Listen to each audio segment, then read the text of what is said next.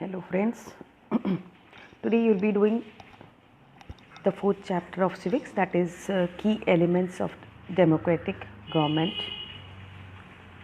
The key elements of democratic government are, in the last chapter you studied a democratic government. What is a democratic government? Democracy is a system of government that gives power to the people. Citizen rules. Citizens have the power to decide who will be the decision maker that runs the government. Majority rule and minority rules, individual rights, free and fair elections, citizens' participation, cooperation, and compromises. So basically, a democratic type of a government is a government which is by the people, of the people, and for the people. Now, before I begin the chapter, I just want to explain you what is apartheid. Apartheid. The word apartheid. So, apartheid was a political and social system in South Africa during the era of white minority rule. It enforced racial discrimination against non-whites, mainly focused on skin color and facial features. So the word apartheid means destination in the African language. You see the picture over here, how the divisions council of the Cape, that is white area and the black area, was specified for the African people. We'll just get back to that chapter later, this part of the chapter later in the next slide. But before that, I just want to clear few topic before I begin the chapter. Who was Nelson Mandela? So Nelson Mandela, he was born on 18th July 1918, 5th December 2013 he passed away, was a South African political and activist. On April 27, 1994, he was made the first president of South Africa. So here you see the picture of Mr. Nelson Mandela, and you see the areas. Here is a railway platform, I suppose, and how people, the staircases are different for people to walk down. The staircase for the black people is different, and the staircase for the white people is different. So Nelson Mandela was elected the first president of South Africa, elected in a fully represented democratic election.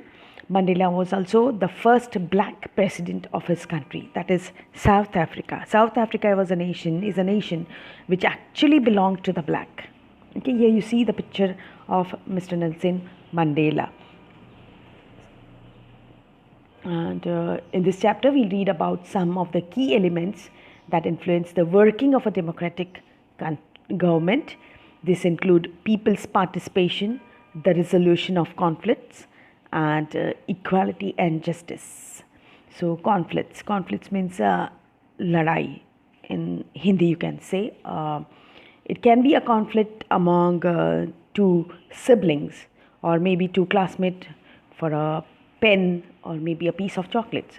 So South Africa is a country that has people of several races. We are talking about races over here. That does not mean the races we have in sports, the 100 meters dash or 200 meters dash. No, we are talking here about races, RACES races, about the people of different community living in South Africa.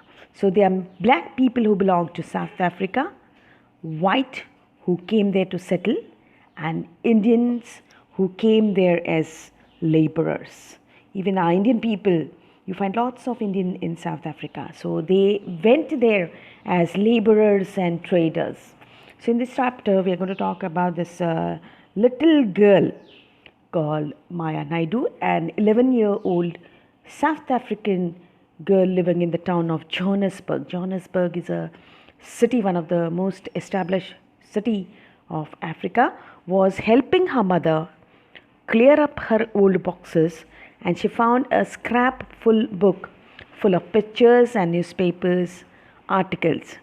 So there were many pictures of a young schoolboy of around 15 years of age, maybe your age. And when she asked her mother who the boy was, she was told that he was Hector Peter's son. This boy, little boy we are talking about, is Hector Peterson. He had been shot by the police, and Maya was shocked. Why, she said. Her mother explained that South Africa was earlier governed by apartheid laws. Apartheid means separation on the basis of races.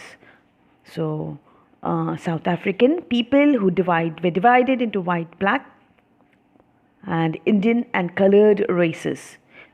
South African people were divided into white, black, Indian, and colored races. So, according to the law, these races were not allowed to mingle with each other, to live near each other, or even to use the common facilities. So Maya could not believe her ears. Maya's mother sounded angry when she spoke about life under apartheid. I think in last chapter we studied about the untouchables, the Dalit, the Mahars, and how Mr. Babasaheb Ambedkar, he fought for the rights of Dalit, he fought for the rights of Mahars, the untouchables, how they were treated in India by the upper caste people.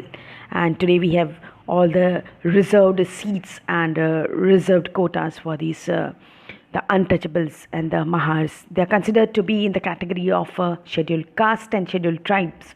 The same problem the South African people, they faced, and they fought for the rights. So the people are playing an important role in the proper functioning of the democratic government, which includes the election as well as the working and decision-making responsibility of the government. In a democracy, people cast their vote to elect a representative. They take the decision on behalf of the people. Here, people have the right to participate in the decision-making process of the government. People express their views in various ways like dharnas, rallies, strikes, and signature campaign. The key idea of a democratic is it is committed to the equality and justice. Conflicts occurs when people of different religion, cultural, or economic background do not get along with each other, and they use violent measure to set their conflicts. We've seen the case of India and Pakistan. We're fighting since ages. The conflicts that we are having India and Pakistan, correct? So that is the issue that has been going since 1947. So the key idea of democratic government is to commitment of equality and justice. And conflict occurs when people of different religions, cultures, or economic background do not get along with each other, and they use violent measure to set their conflicts. Government helps people in resolving the conflict, and active citizenship means being aware of one's right and responsibility as a citizen. So, of a citizen does not end with election of government. Citizen should be active and vigilant so that the government does not become unresponsive and uncountable. A government is always in a democracy, and government is always answerable to the people. So mass media informs people of various government policies and also reports public opinion on these policies. Policies is responsible to maintain peace and security in society. We'll see in the next slide about the next topic of the chapter.